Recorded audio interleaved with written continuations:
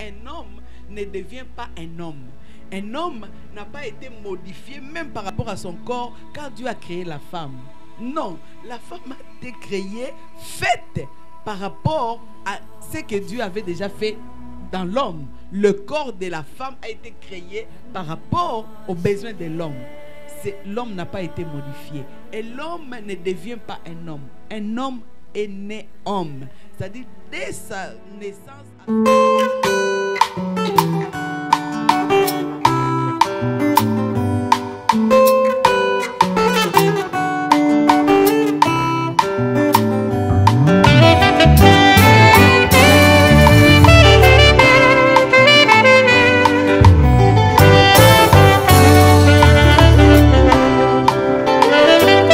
Nakoki te koboma ye, nakoki te kofanda kinyo, nakoki te nazanga maloba ye, nakoki te nakanga monoko, bolamu ya Nzambe eleki bomoninga, nakoki te koboma ye, awe mpona bolamu oyo osali ye.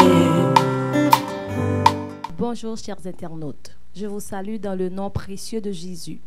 Je vous dis aussi une très cordiale bienvenue dans notre plateau Femmes pleines de gloire. Et comme vous le savez, c'est une émission qui est diffusée à chaque samedi pour les femmes qui cherchent la gloire de Dieu. Et en outre, je vais vous présenter ceux qui sont sur le plateau avec nous aujourd'hui. J'ai ma co-présentatrice Sylvie. Comment vas-tu, Sylvie? Je vais bien. Bonjour, sœur Fabienne. Bonjour. Et aussi notre fidèle conférencière qui est toujours avec nous, Maman Véronique. Bonjour, Maman Véro. Que Dieu vous bénisse. Bien, ma sœur Fabienne. Oui, tu ça vas bien? Très bien, grâce à Dieu. Comment ça s'est passé ta semaine? À une semaine vraiment, je peux dire, lamentable. Mais avec Dieu, nous ferons des exploits. Amen. Dieu, bonjour, Maman Véronique. Que Dieu te bénisse, toi aussi, ça va bien? Oui, merci beaucoup, Maman Véronique. Beaucoup, merci. Et aujourd'hui, Maman Véro, je ne sais pas, je sais que nous sommes, toutes les femmes, plus particulièrement moi, sommes assoiffées de vous écouter. Et j'espère que Dieu a mis quelque chose dans votre cœur pour passer cette soif que nous avons. Oui, parce que Maman Véronique, la semaine dernière, on avait commencé à aborder le sujet de reconstruire son foyer. Est-ce que vous allez continuer toujours dans ce thème ou est-ce que Dieu vous a mis à cœur un nouveau sujet à nous communiquer? Merci beaucoup. Que Dieu soit béni, que Dieu s'est glorifié encore sur ces plateaux pendant que nous allons parler de sa part de problèmes qui touchent les femmes. Je ne peux pas commencer sans saluer nos internautes qui sont fidèles à cette émission. Vraiment, je suis émue, je suis touchée. Et surtout, l'émission passée, j'étais pratiquement quitte. À chaque seconde, je recevais le message texte, le message par WhatsApp, des questions. Ça m'a touchée. Ça prouve que vous êtes là, vous nous suivez. Et ça prouve que Dieu est avec nous. Il est en train de nous amener quelque part. C'est vrai que cette émission, le but majeur, c'est d'armer la femme à avoir l'idée sur sa vie, comment conquérir sa vie et quel est le plan de Dieu pour sa vie, pour son foyer. Parce que des fois, nous faisons des choses sur la terre pour faire. Parce que nous avons trouvé, les gens sur la terre se marient. À un certain âge, je dois me marier. Parce que dans le mariage, il faut avoir des enfants. Il faut aussi que j'aie des enfants. Parce que non, les choses ne se font pas sur la terre parce qu'on a trouvé les gens faire. Nous sommes arrivés à un moment où nous devons faire des choses parce que nous savons pourquoi nous devons le faire. Et nous le faisons avec conviction. C'est pourquoi cette émission, c'est vraiment une émission qui vient à un temps voulu de Dieu pour élever la femme.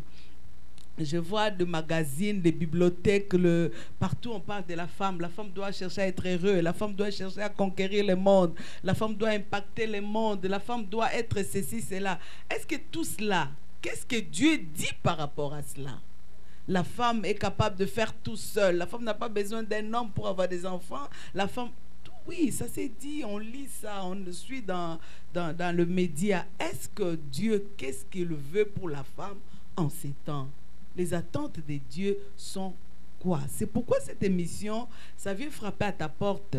Ça vient frapper à ta télé, ton ordi, qu'importe ce que tu utilises, pour que tu saches que Dieu a un plan pour la femme. Aujourd'hui, par rapport aux questions que j'ai eues la semaine, je voulais aborder encore sur le thème que nous avons fait la fois passée, sur conquérir son foyer. Conquérir son foyer, je disais que c'était un programme. Ça, j'ai aimé. Un papa qui m'a écrit, « Ah, Maman Véro, est-ce que tu ne peux pas me faire entrer dans ces programmes-là » J'ai aimé beaucoup. Que Dieu te bénisse parce que tu es fidèle, tu me suis, papa. Merci beaucoup pour les commentaires. J'avais dit que conquérir son foyer, c'était un programme. Ce n'était pas quelque chose qu'on pouvait le faire aujourd'hui. J'ai la conquête. Non. C'était un programme où la femme d'abord doit comprendre les plans de Dieu pour elle, pour sa vie personnelle et pour son foyer.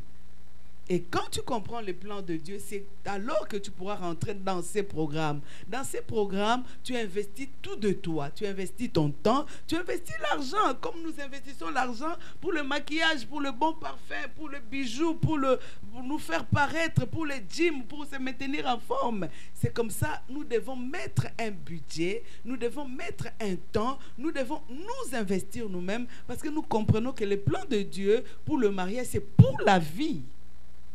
Alors, pour que le mariage, je ne peux pas vouloir vivre dans un mariage en entendant, je ne peux pas vouloir vivre dans un mariage où je ne me sens pas à l'aise, où je ne suis pas heureuse, ou bien moi je suis heureuse, mon partenaire est malheureux. Non.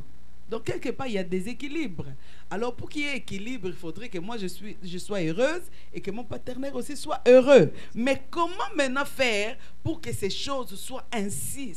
C'est le plan de Dieu sur la terre pour que nous soyons heureux. Mais comment faire? Pas pour paraître, pour que les gens nous voient heureux. Parce que des fois, les gens nous voient bien, mais à l'intérieur, c'est comme un adage qui dit chez nous, dans une maison là où ça sointe, c'est seulement les gens de l'extérieur qui peuvent savoir que dans ce coin-là, il faut mettre un seau. Parce qu'il neige, il pleut, c'est sûr qu'il va sointer. Mais nous ne voulons pas paraître, donner l'aspect extérieur. Nous voulons être comme servantes, filles de Dieu. Alors pour être, nos foyers doivent être des foyers modèles. C'est pourquoi je voulais aborder encore sur ce thème, conquérir son foyer. Je sais que la façon même de respirer de Fabienne, ça me prouve qu'elle a déjà quelque chose à me dire. C'est pas grave, tu peux commencer à dire quelque chose. Si tu as une question, pose-la avant que j'aborde. Parce que dans ces sujets, on avait abordé la fois passée deux points majeurs qu'il fallait qu'une femme fasse asseoir ça dans sa maison pour qu'il y ait conquête dans son foyer. Avant que j'aborde, je ne sais pas si tu as quelque chose avant que j'aborde. Oui, Maman Véro. Alors, c'est par rapport au deuxième volet, par rapport à la satisfaction sexuelle. Moi, on a discuté avec des collègues et cette question nous est venue en tête. Alors, j'ai dit, je vais en poser à Maman Véro, comme ça, vous allez avoir la réponse live. C'est pour la satisfaction sexuelle. Est-ce que ça ne vient pas des deux côtés? Du côté de la femme et du côté de l'homme. Parce qu'il y a des fois, tu as besoin de satisfaire ton mari et tu fais des choses pour le satisfaire. Et toi, en retour, tu n'es pas satisfaite. Ça veut dire que je travaille seulement pour satisfaire l'autre et moi, je reste insatisfaite. Est-ce que dans ce volet-là, ça doit être les deux personnes qui doivent se mettre pour avoir une satisfaction mutuelle, je pense? C'est une bonne question. Donc, c'est pour faire entrer la personne qui va nous suivre aujourd'hui dans le bain. Donc, la fois passée, en ce qui concernait la reconstruction, la conquête du foyer, nous avons parlé de deux points majeurs. Et j'avais bien souligné que c'était majeur, ça ne signifie pas que la liste s'arrête là. Non, la liste peut être longue. Mais le premier point à soulever, avant de rentrer dans les deux points majeurs, j'avais dit qu'il fallait connaître d'abord son partenaire. Parce que chaque homme est différent et chaque homme voudra vivre différemment. Et puis, en ce qui concerne Dieu, regarde, dans un couple, il y avait des enfants. Il y avait Caïn et Abel. Mais il y a l'un qui était laboureur et l'autre était berger. Ça signifie que Dieu sur la terre crée les personnes distinctement. C'est pourquoi même dans la vie de foyer, on ne peut pas faire une copie-coller. Non, parce que ton homme, ce n'est pas mon homme. La façon dont ton homme accepte des choses, peut-être le mien n'accepte pas. C'est pourquoi on a dit d'abord avoir la connaissance des besoins, des désirs de son mari, de son partenaire. Et c'est alors qu'on a soulevé les 2 points majeurs. Que tout homme, qu'il soit petit, qu'il soit grand, qu'il soit qu'importe quelle nationalité ou quoi, voudra. J'avais dit qu'un homme ne devient pas un homme. Un homme n'a pas été modifié même par rapport à son corps quand Dieu a créé la femme. Non, la femme a été créée, faite par rapport à ce que Dieu avait déjà fait dans l'homme. Le corps de la femme a été créé par rapport aux besoins de l'homme. L'homme n'a pas été modifié. Et l'homme ne devient pas un homme. Un homme est né homme. C'est-à-dire, dès sa naissance à son intérieur, il est homme. Alors, le plus grand besoin majeur d'un homme dans le foyer, tout homme voudra du respect qui viendra de sa femme. Une femme qui respecte son mari, une femme qui honore son mari, une femme qui considère son mari. Je ne sais pas quel est cet homme-là qui ne voudra pas ce respect. C'est pourquoi on peut lire dans la Bible pour appuyer ça. On peut lire 1 Corinthiens 11:3. 11:3 pour appuyer ça. C'est un verset où plusieurs aujourd'hui, surtout les gens qui sont ici, là, en Amérique, ne voudront pas, les femmes qui sont ne voudront pas. Mais nous ne pouvons pas exclure la parole de Dieu parce que la parole de Dieu, c'est même la base, la fondation du mariage. Qu'est-ce que la Bible nous dit? 1 Corinthiens 11:3, je lis au nom de Jésus-Christ. Amen. Je veux cependant que vous sachiez que vous sachiez. Pourquoi Paul veut que nous sachions? Parce que l'ignorance, ça amène la mort. L'ignorance tue. C'est pourquoi Paul ne veut pas que nous ignorions ces choses. Nous devons, en tant que femmes, connaître ça. Donc, que vous sachiez. Paul commence que je veux que vous n'ignorez pas, que vous sachiez. Parce que si vous ignorez, vous allez amener la mort. Que vous sachiez quoi? Que Christ est le chef de tout homme, que l'homme est le chef de... Donc, selon l'hiérarchie de Dieu, n'ignore pas, femme, que Christ est le chef de tout homme. Donc, tout homme sur la terre doit reconnaître que j'ai un chef. Et ce chef-là, c'est Christ. Que l'homme est le chef de la femme. Et que l'homme est le chef de la femme. Même si tu as un niveau universitaire plus que ton mari, même si tu es président de la République, tu gères les gens. Mais dans le foyer, l'homme est le chef. Ça, ce n'est pas à exclure. Et puis, entre nous, est-ce que le chef est traité comment? Toi, tu travailles, non? Est-ce qu'il y a des choses que tu peux te permettre de faire à ton chef? De dire à ton chef en face? Non. C'est-à-dire que toute âme, toute femme, je voulais dire, qui veut conquérir son foyer, le plus grand besoin majeur de l'homme, c'est avoir cette idée de ne pas ignorer que l'homme est le chef. Et quand l'homme est le chef, au chef, on doit du respect. On doit du respect. Si nous lisons dans la Bible, Vachi, cette femme qui était reine, qui était belle, elle a été destituée de son mariage. Pourquoi? Les hommes cherchent des femmes qui sont belles, non? Elle était belle. Mais pourquoi? Parce qu'il n'a pas respecté le mari, c'est juste ça. Et son mari souffrait parce que son mari voulait garder sa femme, mais les gens qui étaient là-bas, ah, ça c'est quelle femme? Ça c'est quelle femme? C'est comme ça que Vacha était. Donc, un grand besoin majeur de l'homme, qu'importe sa race, qu'importe sa nationalité, c'est d'abord le respect. Ça là, une femme qui fait ça, c'est pas géant, c'est une femme qui a la conquête déjà de son foyer, du cœur de son mari. Amen. Un homme, un mari, on le respecte. On respecte un mari par rapport à ton langage. Par rapport, il y a des choses où je peux me permettre de dire à mon mari, après tout, c'est mon ami. Après tout, c'est mon chéri. Je peux me permettre de dire des choses quand nous sommes à deux. Mais quand il y a une tierce personne, non, je ne me permets pas à cause du respect. C'est ça une femme sage qui veut conquérir son foyer. Le respect m'oblige qu'en ces moments-là, comme il y a une tierce personne, je ne peux pas dire non. C'est pourquoi Vacha dit, pourquoi je vais exposer ma beauté? Ma beauté, c'est pour mon mari. Maintenant, on vient me chercher pour exposer. Non, non, non. Va dire au roi, je ne ferai pas ça. Elle a été destituée. Pas seulement de son mariage, même Dieu l'a destituée. Donc, une femme qui n'honore pas son mari, c'est une femme qui n'est pas considérée même par Dieu. Qu'importe les milliards que tu peux avoir. Ça, c'est le premier point majeur, que moi, je trouve majeur.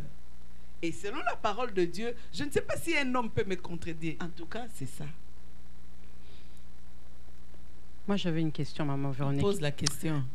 Ma question, c'est par rapport au rôle de chef. Donc, la Bible dit que l'homme est le chef de la femme. Mais si l'homme ne prend pas son statut de chef ou son rôle de chef, est-ce qu'il n'assume pas ses responsabilités? Par exemple, il ne donne pas l'argent comme il faut. Oui, parce qu'un chef a des devoirs, parce que vous nous venez nous dire que le chef, on a une certaine façon de le traiter, mais le chef aussi a des devoirs. Est-ce que s'il ne remplit pas ses devoirs, est-ce qu'il est toujours chef? Amen, ça c'est une bonne question. Le chef reste chef parce que Dieu qui l'a établi chef. Le chef n'est pas chef parce que toi tu l'as épousé, que toi tu es plus intelligente. Non. J'ai lu la parole de Dieu. Il y a un endroit où il y a un garçon de 8 ans qui a dirigé Israël. Il était roi. Dis-moi, est-ce qu'à 8 ans on peut diriger? Non. Mais comment il a pu? Parce qu'il avait des bons conseillers. Donc une femme, le rôle de la femme auprès de l'homme, c'est être une aide. Une aide, c'est une confidente, c'est une conseillère. Si tu es une bonne conseillère, même tu as épousé un petit bébé de 8 ans, il peut être heureux, tu peux être heureuse. Pourquoi? Parce que tu vas lui mettre à sa place. On n'est pas chef dans le mariage parce que toi, la femme, tu le respectes. Non, on est chef parce qu'on est établi par Dieu. Qu'il n'assume ou qu'il n'assume pas ses responsabilités, il est chef. Parce que c'est ça. Maintenant, c'est toi qui vas l'aider à assumer ses responsabilités. Donc, ce n'est pas parce qu'il n'assume pas ses responsabilités qu'il n'est pas chef. C'est ça que... Dieu l'a établi chef, mais maintenant, toi, tu vas l'aider. Et la façon de l'aider, c'est ce qui est à savoir comment l'aider à assumer ses responsabilités sans qu'il soit frustré, sans qu'il se sente diminué, parce qu'il y a une façon de parler. C'est ça. Qui peut montrer... mon Dieu, si tu es conseillère d'un président, tu ne vas pas dire président, toi là, il fallait que tu payes des factures, tu ne payes pas des factures, c'est pas comme ça que tu vas dire. Mais pour que ça se déroule bien, tu dois faire ce qu'il faut et comment le faire. Oui, parce que je me suis permise d'insister sur ce point, parce que beaucoup de femmes et les femmes pleines de gloire qui nous suivent, on confond souvent. On pense que on devient chef par rapport à ce qu'il fait. Il va avoir le statut de chef parce qu'il fait les actes de chef. Pas du tout. On est chef parce qu'on est établi par Dieu chef. Amen. Un homme est chef dans son foyer parce qu'il est établi par Dieu comme chef. Dès que tu acceptes d'être épousé par cet homme, automatiquement il devient ton chef. Pas parce qu'il donne l'argent, pas parce qu'il il suit pas les devoirs de tes enfants. Non, il est chef déjà établi. Maintenant, toi, en tant qu'aide, tu vas l'aider à accomplir la mission du chef. Je ne sais pas si... Par rapport à ce que vous avez dit tantôt, Maman Véro, vous avez pris l'exemple de Vasti et d'Esther. J'aimerais vous demander, parce que tantôt vous avez dit Dieu l'a destituée aussi, Vasti, puisqu'elle a désobéi à son mari, elle a manqué du respect. Mais moi je me demande, et Dieu, lui qui est le chef de l'homme, parce que dans le verset que la sœur Sylvie vient de lire, on nous dit que l'homme est là pour glorifier Dieu, parce que lui il est le chef. Maintenant quand c'est l'homme qui ne respecte pas son chef, est-ce que lui aussi sera destitué? Bien sûr. Dieu n'est pas injuste. Parce que ce que je ne comprends pas aujourd'hui, il y a beaucoup de femmes qui luttent par rapport à se soumettre. Je n'ai jamais compris ça. Moi, en tant que mère, je ne peux pas lutter pour la soumission. Pourquoi? Pourquoi pour moi la soumission c'est une liberté? Parce que tout ce qui est la parole de Dieu, c'est la liberté pour nous. La Bible dit, il envoie sa parole, et la parole fait quoi? Guéri. Oui, la parole de Dieu nous rend libres. Donc une femme soumise à son mari, c'est une femme qui est libre. Parce que la femme obéit à la parole de Dieu. Alors je ne peux pas me battre pour la soumission. Je dois l'offrir librement parce que c'est une liberté pour moi. Et aussi, je me battrai par rapport à la soumission. Pourquoi? Parce que dites-moi, une maman qui a des enfants, dont le papa est mort par exemple, cette maman-là va vouloir quoi? Que ses enfants obéissent. Alors si moi je me bats pour la soumission, c'est comme si j'inculte la rébellion, mes enfants aussi par rapport à moi. Parce que vis-à-vis de mes enfants aussi doivent me soumettre. Alors moi, pourquoi je me battrai pour la soumission? Si je suis une bonne maman. Parce que c'est un enseignement que je dois inculquer à mes enfants. Pour que mes enfants aussi ne se rebellent pas contre moi. Voilà pourquoi vraiment pour moi, je trouve drôle les femmes qui se battent pour la soumission. Je ne me battrai pas, à moins que nous ayons des différentes définitions par rapport à ça. Pour moi, on peut lire la parole de Dieu dans le livre de 1 Pierre 3. Ça, c'est le premier point d'abord, avant qu'on rentre dans le deuxième point qui est ta question. Je lis au nom de Jésus, 1 Amen. Pierre 3, versets 1er à 5. Femmes, soyez de même soumises à vos maris, afin que, si quelqu'un-un n'obéisse point à la parole, il soit gagné sans parole par la conduite de leurs femmes. Amen. En voyant votre manière de vivre chaste et réservée. Ayez non cette parure extérieure qui consiste dans les cheveux tressés, les ornements d'or ou les habits qu'on revêt, mais la parure intérieure est cachée dans le cœur, la pureté incorruptible d'un esprit doux et paisible qui est d'un grand prix devant Dieu. Ainsi se paraient autrefois les saintes femmes qui espéraient en Dieu, soumises à leur mari. Amen. Ma sœur Fabienne, donc nous avons un spectateur qui est parmi nous, qui nous a fait l'honneur d'être présent à l'émission et qui avait une question dans le cadre de la conquête de la femme pour son foyer. Ma question, c'était par rapport à l'exemple qui était donné. L'exemple qui était en rapport par le roi qui a chassé la reine parce que la reine lui a manqué de respect. Alors je voulais savoir si aujourd'hui un homme peut répudier sa femme pour manque de respect. Et je voudrais aussi que vous puissiez me donner la différence entre le respect et la soumission, puisque la Bible demande à la femme d'être plus soumise, mais plutôt à l'homme d'aimer sa femme. Alors j'aimerais savoir, est-ce qu'un homme peut répudier sa femme pour manque de respect, et quelle est la différence que vous établissez entre le respect et la soumission dans un foyer? Merci. Merci. Merci beaucoup, de très bonnes questions. Merci beaucoup, que Dieu vous bénisse. Et je vais commencer par la question de Fabienne qui demandait est-ce qu'un homme qui est destitué par Dieu, est-ce que la femme peut toujours continuer à se soumettre à cet homme? Parce que cet homme est déjà destitué par Dieu, selon le verset qui est dit dans le livre d'un Corinthiens 11:3 qui dit, j'aimerais que vous sachiez que Christ est le chef de l'homme et que l'homme est le chef de la femme. Je dirais oui, un homme, qu'il soit destitué ou considéré par Dieu, l'homme est chef. C'est-à-dire quoi? Qu'est-ce que tu me diras de ce verset-là dans 1 Corinthiens 7 qui dit, qui sais-tu, femme, si par tes prières, ton mari peut être sanctifié? C'est-à-dire que cet homme-là, qui va être sanctifié par les prières de la femme, c'est un homme qui ne connaît pas le Seigneur. Un homme qui ne connaît pas le Seigneur, d'emblée, il n'est pas dans la volonté de Dieu. Il est déjà destitué. Est-ce que cet homme-là n'est pas considéré chef? Oui, il est chef de sa femme. Mais par rapport à tes prières, tu vas faire en sorte que ton mari puisse avoir la relation qui sera bonne avec le Seigneur. Ça signifie que ton mari reste chef. Qu'il soit avec Dieu, qu'il soit en alliance avec Dieu ou pas, l'homme est considéré chef. L'homme est chef dans son foyer. Dans tout ce que nous voyons sur la terre, Dieu a ordonné des choses. Pourquoi? Parce que pour qu'il y ait l'ordre dans la maison, il faut qu'il y ait un dirigeant.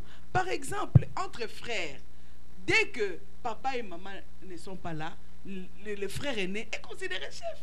On ne peut pas se rebeller. Pourquoi moi les cadets? Parce que j'ai étudié plus que toi. Non, c'est la direction que Dieu donne à toutes choses pour coordonner et diriger les choses. Alors que nous ne pouvons pas nous mettre en désaccord avec ce que Dieu établit pour qu'il y ait de l'ordre. Dans le couple, l'homme est chef. Pas parce qu'il amène beaucoup d'argent, pas parce qu'il est dorlote, il t'achète des choses. Non, l'homme est chef parce qu'il est établi chef par Dieu. Et ça, ce n'est pas marchander. Ça, on ne peut pas discuter sur base de ça. Voilà les versets que Dieu vient de lire. La Bible nous dit, c'est ainsi que séparait autrefois les femmes qui étaient sages, qui pouvaient gagner leur mari, pas par le parler, mais par le comportement. Ton comportement peut faire en sorte que l'homme qui était destitué de sa position de chef par rapport à Dieu peut retourner dans le voie de Dieu, être considéré par Dieu. C'est ça même la mission d'une femme qui veut conquérir son foyer. C'est remettre l'homme sur le droit chemin, que l'homme soit valorisé par Dieu. Parce que dès que ton mari est valorisé par Dieu, cette valeur retombe sur toi. La Bible nous dit, Ce n'est pas la femme de Noé qui avait fait alliance avec Noé. Mais pourquoi cette femme a bénéficié de la protection? À cause de son mari. Si ton mari a une bonne relation avec le Seigneur, d'office, toi, tu récoltes les choses par rapport à sa relation. C'est-à-dire que qu'il soit destitué ou pas, il reste chef. Et toi, tu lui dois la soumission. Je ne sais pas si c'est clair.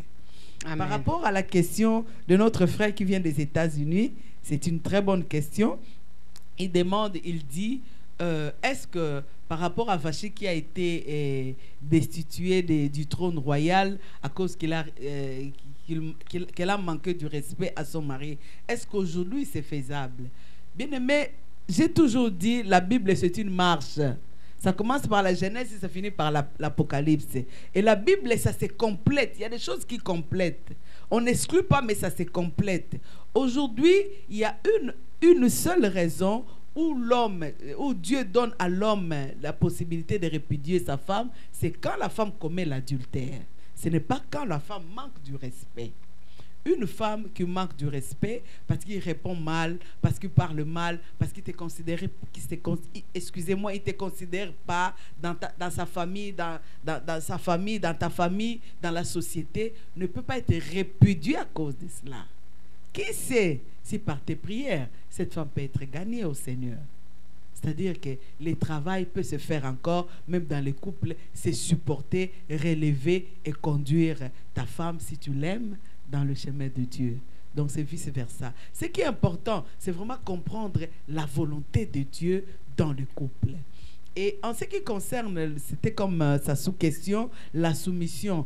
Parce que même dans le verset de 1 Pierre, on dit, « Femmes, soyez de même soumises à vos maris, afin que si quelqu'un n'obéisse point à la parole, qu'il soit gagné sans parole par la conduite de leur femme. » Amen. Amen. Ici, la Bible appelle la femme à se soumettre. La soumission, là, ce n'est pas se faire esclave. La soumission, c'est l'attitude du cœur qui s'offre. Je voulais dire quoi? Il y a toujours un exemple que les pasteurs donnent. On peut te dire, mets-toi debout. Tu te mets debout, mais ton cœur ne veut pas être debout. Mais tu te mets debout pour faire plaisir, pour que les gens voient que non, je suis debout. Mais toi-même dans ton cœur, tu sais que non. Il ne fallait pas que je le fasse. Je le fais seulement parce qu'il y avait des gens là-bas. Mais ce n'est pas ça la soumission. La soumission, c'est cette attitude que dit la Bible. C'est en voyant votre manière de vivre. Non, excusez-moi. Ayez cette parée. Mais la parée intérieure est cachée dans le cœur. La pureté incorruptible d'un cœur doux et paisible. C'est-à-dire que la soumission s'offre pour une femme qui a un cœur doux et paisible. Ça signifie quoi? Il y a un problème qui surgit. Ces problèmes-là, je ne suis pas obligée de dire oui tout le temps à mon mari pour qu'on sache que je suis soumise. Non. La soumission n'empêche pas que j'ai un non à dire. J'ai un avis qui est contraire. Non, ce n'est pas ça la soumission. Mais la soumission, même s'il faut dire non, parce que la limite de la soumission, quand ça va à l'encontre de la parole de Dieu, même s'il faut que je dise non, avec un cœur paisible, la façon de le dire, ça va se montrer que cette femme est soumise. Mais sauf qu'elle n'approuve pas l'idée de son mari par rapport à la parole de Dieu. C'est vraiment au niveau du cœur. Quand ton cœur est paisible, ton cœur est... Dans ton esprit, c'est clair que tu es une soumise. Même la façon de dire non, on comprendra que non. Non là, c'est sage. Ça vient d'une femme qui est soumise. Mais la femme qui est en rébellion dedans d'elle, la façon de dire non, même le physique va témoigner que non, cette femme est en rébellion. Même si tu le dis d'une façon, non. Mais la façon de dire, ça va provenir d'un cœur rebelle. Donc, un cœur qui est soumis, un esprit qui est clair que je suis une femme et il y a une place où Dieu m'a placée et que je dois être dans cette place-là par rapport à ma bénédiction, par rapport à la bénédiction de mon foyer, le respect viendra. On ne peut pas être soumis sans dissocier les respects. Non. C'est vrai que la Bible demande aux hommes de nous respecter parce qu'ils nous aiment. Mais dans la soumission, l'obéissance est inclue. Dans la soumission, le respect est inclus. Dans la soumission, le langage est inclus. Dans la soumission, une femme qui est soumise, même, tu ne peux pas t'habiller parce que tu aimes cette robe. Tu dois t'habiller parce que ton mari veut que tu mettes cette robe. Or, dans ta tête, ce serait, il fallait que je mette ma robe. Je dis, chérie, tu es habillée comme ça? Non, on va mettre là. Mais c'est toi qui as acheté. Mais les jours qu'on était partis, mais aujourd'hui, je vais te voir en rouge. Je dis, ok chérie, tu veux que je mette la robe rouge? Je mettrai ça pour toi. Mais parce que je m'habille pour toi. Maman Véronique, Oui. ce ne serait pas effacer son caractère et pour pouvoir se conformer au caractère de l'homme? C'est-à-dire, parce que la soumission, c'est comme si on effaçait notre caractère. Je ne sais pas si j'arrive à me faire comprendre. Comme tu t'oublies. Tu t'oublies, tu n'as plus ton caractère pour laisser la place à l'homme, à ce qu'il veut, son caractère, vraiment de s'effacer. Tu t'effaces complètement. Tu vis plus. Non, tu ne vis que pour lui. Voilà. Je ne sais pas. Je veux vraiment d'abord que ce soit clair dans notre esprit que notre place, c'est en bas. Est-ce que c'est clair? C'est clair. Maintenant, allons, parce que la Bible nous dit, la nature nous enseigne. Amen. Allons au travail. Tu as un caractère, n'est-ce pas? Mais quand ton chef te dit, tu arrêtes ces dossiers-là, tu commences le deuxième dossier. Tu as un caractère. Tu vas répondre quoi? Non, parce que j'ai mon caractère. Dans mon caractère, quand je commence quelque chose, je dois l'achever. Je n'ai pas fini le premier dossier. Comment tu me... N'est-ce pas ça mon caractère? Mais au chef, tu diras ça? Hein? Non, je veux que vous me répondiez. Non. Pourquoi non? Parce qu'il y a un chèque. Mais il y a plus qu'un chèque. Il y a plus qu'un chèque à ce qui concerne le mariage. Il y a plus que... C'est le ciel que nous voulons sur la terre. C'est la joie que nous voulons dans nos couples. C'est le Dieu que nous voulons relever dans nos foyers. Il y a plus qu'un chèque, c'est plus que l'argent. C'est la vie que nous voulons dans la vie de nos enfants. C'est l'enseignement que nous transmettons à nos enfants. Dites-moi, c'est mon mari qui a acheté la robe rouge. C'est lui qui a acheté la rose. Aujourd'hui, elle veut me voir en rouge. Je mettrai pour elle, parce que je m'habille pour elle. Je ne m'habille pas pour moi-même. Je m'habille pour lui. Ton caractère, c'est quoi? Ça, c'est la rébellion. Parce que non, je ne sais pas. Je ne vais pas vous pousser par là. Mais je veux que vous définissiez les choses. Si vous voulez me contredire, ce n'est pas grave. La parole de Dieu va nous éclairer. Amen. Je ne sais pas. C'est quoi vous appelez la rébellion? N'est-ce pas quand on se soulève contre l'autorité? C'est ça? Oui. Il y a une autre question. Il y a une autre question dans la salle. Je ne sais pas si c'est une question ou un commentaire. Il y a encore un spectateur qui a une question, parce qu'aujourd'hui, cette émission, c'est vraiment... ça demande beaucoup de questions. Et je vais faire place à notre spectateur. Ma question est liée toujours par rapport au respect et à la soumission. Alors, j'aimerais savoir ceci. Au cas où une femme est mariée et que l'homme lui demandait une chose qui n'est pas biblique, cette femme doit-elle se soumettre à l'homme puisque l'homme est son chef, ou cette femme peut tout simplement ignorer la demande de son mari? Puisque vous avez parlé de l'homme qui est établi comme chef de la femme, alors il y a des femmes qui subissent des fois des traitements un peu bizarres dans des foyers. Il peut arriver qu'un homme te demande quelque chose que tu juges personnellement être je ne sais pas s'il faut qualifier ça d'anti-biblique ou bien une chose qui n'est pas aussi vraiment divine. Alors, qu'est-ce que la femme doit faire? Elle doit se soumettre, continuer à prier jusqu'à ce que l'homme change la fille de son mari, ou bien la femme peut tout simplement s'opposer et dire non. Merci. Amen. Amen. Ça, c'est une très bonne question. Est-ce qu'on va répondre à cette question par rapport à la parole de Dieu? Éphésiens 5, verset 22. Éphésiens 5, verset 22. Je lis au nom de Jésus. Amen. Femmes, soyez soumises à vos maris comme au Seigneur.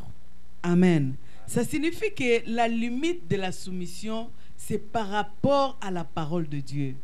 Un mari qui va me demander d'aller voler, un mari qui va me demander d'aller avorter, ça c'est clair et net que je ne pourrai pas le faire. Parce que la parole de Dieu ne me permet pas. La soumission, c'est comme au Seigneur. C'est-à-dire que dans le verset d'1 Pierre, on nous dit que Sarah appelait son mari Seigneur. Mais un jour, Sarah dit à son mari, chasse cette servante et son fils. C'est Sarah qui a appelé son mari Seigneur, qui a pris la décision qu'on chasse Agar et qu'on chasse Ismaël. Et Dieu a dit quoi? Fais ce que ta femme te dit de le faire. C'est-à-dire que quand c'est la volonté de Dieu. Par exemple, en ce qui concerne l'habillement, moi je pense qu'une femme mariée doit s'habiller pour son mari. Tu ne peux pas t'habiller parce que ça me fait. Tu ne peux pas t'habiller parce que c'est la mode. Tu ne peux pas t'habiller pour les gens. Tu dois t'habiller pour ton mari. Et quand ton mari te dit que je veux la rose, je veux la rouge, tu fais ce qu'elle veut. Ça, c'est offrir librement l'amour à ton mari. C'est faire l'amour. D'abord, on définit l'amour. L'amour, c'est quoi? L'amour, c'est quoi? L'amour, c'est quoi? L'amour, c'est faire du bien à l'autre. C'est ça. L'amour, c'est se donner, c'est faire du bien à l'autre. Si ça fait du bien à mon mari que je sois en rouge, qu'est-ce que ça a à voir avec un caractère, avoir un caractère qu'on écrase? Non, loin de là. Je vais le faire avec joie parce que je veux que mon mari soit bien et que moi aussi je sois bien. Parce que moi, je dois faire pour quelque chose, pour lui faire du bien. Et maintenant, dis-moi, ton mari met un veston là, noir que tu n'aimes pas. Tu dis, chérie, je n'aime pas ça. Ah, moi, ça me fait du bien. Et tu seras contente? Non. C'est pareil. La Bible dit, c'est que tu voudras qu'on te fasse. Mais tu réponds doucement comme ça. Fais-les pour l'autre. C'est simple. La vie est faite de simples choses. Nous voulons mystifier, c'est là où ça devient compliqué. La vie est simple. Et Dieu nous donne des choses qui sont simples. Il ne peut pas nous donner des choses qui sont au-delà de notre force. Il est notre Père. Amen. La soumission, c'est une attitude paisible, d'un esprit paisible d'une femme qui se donne parce qu'elle comprend la volonté de Dieu pour son mariage. Il comprend la volonté de Dieu pour elle-même. Quand je m'offre à mon mari, c'est comme si j'attire la bénédiction dans ma maison. Et qui est cette femme-là qui ne voudra pas que sa maison soit bénie? Mais pourquoi je vais discuter? Pourquoi je vais me battre pour ça? Est-ce qu'on a une raison? Jusque-là, l'émission va finir. On n'a pas développé le deuxième point. Oh, non, non. Ma question est restée pour l'autre. Ma question est restée pour l'autre émission. L'autre émission parce qu'elle a soulevé le premier point, on a parlé de l'hiérarchie. Et le deuxième point, on a parlé de l'harmonie sexuelle dans le couple. Que Dieu vous bénisse. Amen. Merci beaucoup, maman Véronique. Alors, je dis merci à nos chers internautes. Et comme vous savez, on va faire une récapitulation. On a parlé de la conquête de son foyer. Et aussi, il y avait deux grands volets, mais on a développé un seul aujourd'hui parce qu'il y avait beaucoup de questions par rapport à la hiérarchie de l'homme. Et on peut dire que la soumission n'est pas un esclavage pour nos femmes glorieuses qui nous suivent de près et de loin. Ce n'est pas un esclavage, mais la soumission, c'est faire du bien à l'autre puisque tu l'aimes. Et l'amour, c'est se donner, c'est faire du bien. Alors, je vous inviterai aussi à travailler sur ça, comme moi, comme ma co-présentatrice. Amen. Nous allons travailler sur ça pour que nous soyons des femmes complètement soumises et qu'on puisse attirer aussi la bénédiction de Dieu. Parce que je sais que chacune d'entre nous, nous voulons quand même être bénis et avoir un bon foyer, un couple, un mari qui nous aime et aussi être une bonne femme pour nos maris. Merci beaucoup et n'oubliez pas, si vous avez des questions par rapport à cette émission que nous venons de vous présenter, vous pourriez nous appeler au 514-677-2893 ou au 514-653-6297. Ce serait un plaisir pour nous de répondre à vos questions. Et aussi... La sœur Sylvie. Merci beaucoup, ma sœur Fabienne. Donc, si vous avez des difficultés à mettre en pratique la soumission, vous pouvez aussi communiquer avec Maman Véronique sur Facebook, sur YouTube. Et n'oubliez pas de partager et de liker avec le pouce. Oui, avec notre pouce en l'air. Et pour ceux qui n'ont pas encore reçu nos notifications, c'est parce que vous n'êtes pas abonnés. Alors, cliquez sur la cloche, vous allez être abonné. Et quand vous allez cliquer, ça va vous dire que pour activer, pour que vous puissiez en recevoir, il faut encore activer la cloche. Et là, vous allez recevoir nos notifications à chaque samedi. Alors, je vous dis à très bientôt pour une autre émission Femmes pleines de gloire. Que Dieu vous bénisse. À bientôt.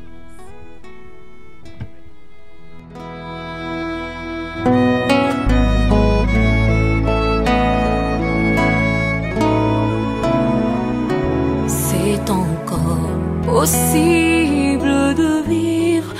doit passer, de reprendre force et vidant la main cachée. C'est possible